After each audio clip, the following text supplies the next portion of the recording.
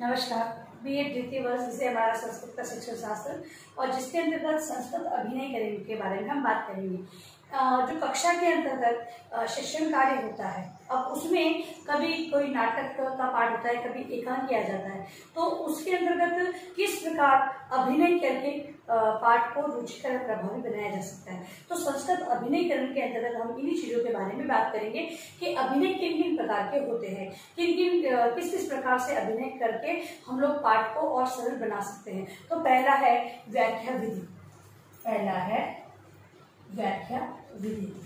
हम लोग इसके बारे में डिटेल में पढ़ चुके हैं, अब ये दोहरान का है। तो व्याख्या विधि के अंतर्गत जो नाटक या एकांकी होता है, उसको अध्यापक अपनी पुस्तक के अंतर्गत पाठ को पढ़ते हुए उसकी व्याख्या करके विद्यार्थियों को बता देता है। यहाँ पर किसी भी प्रकार का कोई अभिनय करके नहीं बताया जाता है, लेकिन जो पात्र का अभिनय है उसके बारे में अध्यापक के थोड़ी थोड़ी बातें बताता चला जाता है। संपूर्ण पाठ की व्याख्या के रूप में इस अभिनय को बताया जाता है। ठीक है, तो इस प्रकार से ये व्याख्या विधि है, वो संस्कृत में अभिनयकरण को व्याख्या के रूप में प्रस्तुतिकरण देती है। दूसरा है आदर्श अभिनय विधि। आदर्श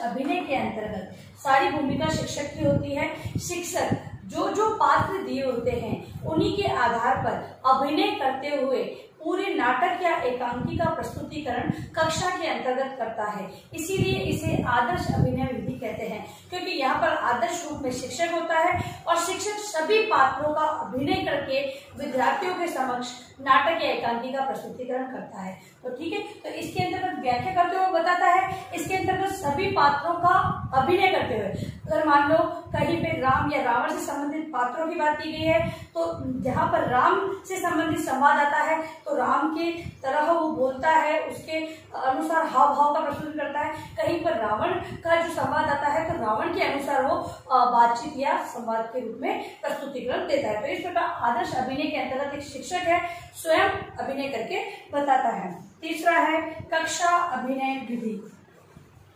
कक्षा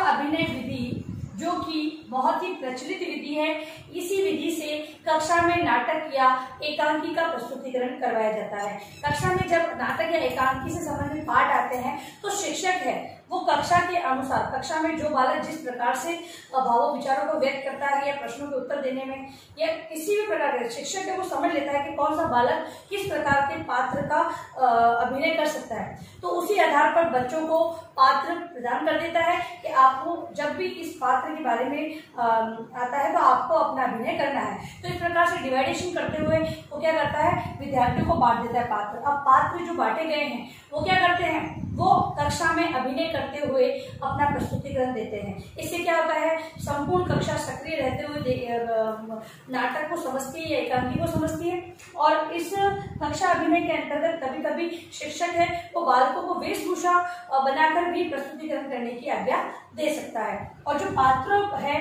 वो शिक्षक स्वयं बांटता है, विद्यार्थी अपनी मर्जी से खड़े होकर वाचन नहीं करते। इसका भी कारण है क्योंकि कुछ बच्चे हैं वो सही हाव भाव प्रस्तुतिकरण करते हैं, कुछ नहीं करते हैं, जिससे कि जो नाटक की पूरी रोचकता है वो समाप्त हो जाती है। इसीलिए शिक्षक है वो अपने अनुसार जो बच्चा जितना अच्छा प्रेजेंटेशन देता है या फिर जो जिस पात्र के अनुसार कह सकता है, बोल सकता है, उसी को वहां पर उसका पात्र या संवाद प्रदान करते हैं। फिर है अगला है रंगमंच अभिनय। रंगमंच अभिनय विधि। रंगमंच अभिनय विधि के लिए एक मंच होता है जिस मंच पर पात्र अनुसार वेशभूषा धारण की जाती है और उसी के अनुसार डेकोरेशन का कार्य या फिर ये कहें कि उसी के अनुसार जो प्रकृति या वर्णन होता है वो उसी प्रकार से, मतलब जो डेकोरेशन का कार्य वो उसी के अकॉर्डिंग होता है। और इसमें रंगमंच विधि में जो अध्यापक है वो विद्यार्थियों को पहले से ही तैयारी करवाता है। काफी दिनों की प्रैक्टिस के बाद उन्हें प्रस्तुतिकरण का मौका दिया जाता है और जो विद्यार्थी जिस प्रकार की भूमिका निभाते हैं उन्हें उसी प्रकार की जो कार्य किया जाता है। इसके अंतर्गत जो रंगमंच अभिनय है इसके लिए उसी प्रकार का वातावरण सृजन करना बहुत ही आवश्यक होता है। यदि अगर उसी प्रकार की आसपास का जो वातावरण उसी प्रकार का नहीं होगा तब तक उस नाटक का प्रस्तुतिकरण रुचिकर नहीं हो पाएगा। इसीलिए एक अध्यापक है वो अपने गए मार्गदर्शन के अंतर्गत विद्यार्थियों से रंगमंच अभिनय की पूरी तैयारी करवाता है और फिर इसके लिए एक पूरा स्टेज वगैरह जो भी है मंच है उसका आयोजन करना पड़ता है। ठीक है, तो इस प्रकार से ये कहें हम ये कह सकते हैं कि इन विधियों के द्वारा संस्कृत के अंतर्गत जो नाटक और एकांकी है उसको इन विधियों के द्वारा अभिनय करते हुए बताया जा सकता है, इन विधियों को अपनाया जा सकता है। इसके अलावा एक टॉपिक और हम बात कर लेंगे, सृजनात्मक लेखन क्लब। सृजनात्मक लेखन क्लब एक टॉपिक है, सृजनात्मक लेखन क्लब। ठीक है, अब इसके सृजनात्मक लेखन क्लब होता क्या है? अब जैसे कि सभी का जो ये कहें सभी साहित्य को आगे बढ़ाने के लिए अपने अपने क्लब बनाए गए हैं। ठीक है, अब वहीं पर साहित्य सृजनात्मक लेखन क्लब की भी रचना की गई है जो कि संस्कृत शिक्षण को आगे बढ़ाने के, संस्कृत से संबंधित जो ये कहें कि संस्कृत का लेखन से संबंधित जो कहानी है, नाटक है या फिर और भी कविता है उनकी रचना जो कि आज के युग में बहुत ही आवश्यक है। क्योंकि अगर पहले वाला लिखा हुआ है जो कि साहित्य पहले लिखा गया है उसी का अभी पठन हो रहा है, लेकिन जो नवीन साहित्य लिखा जाना है उसके बारे में कोई नहीं सोच रहा है। इसलिए तो सृजनात्मक लेखन क्लब का स्थापना की गई है जिससे कि जो कहानीकार है, लेखक है वो आगे बढ़कर आए और इन लेखन क्लबों के माध्यम से प्रतियोगिताओं में भाग ले और इनकी प्रतियोगिता में भाग लेने मतलब कि लेखन क्लब में जैसे कि कोई प्रतियोगिता हुई कि कोई कविताकार है वो अपनी लिखित कविताएं भेजे।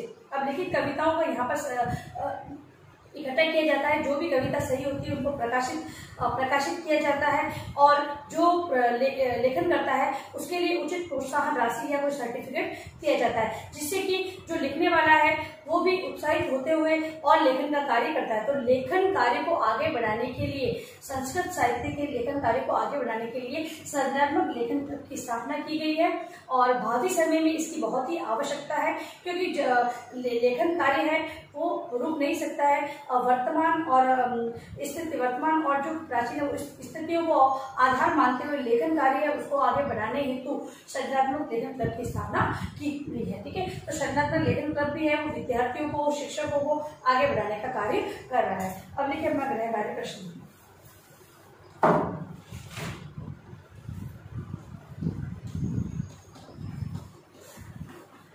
संस्कृत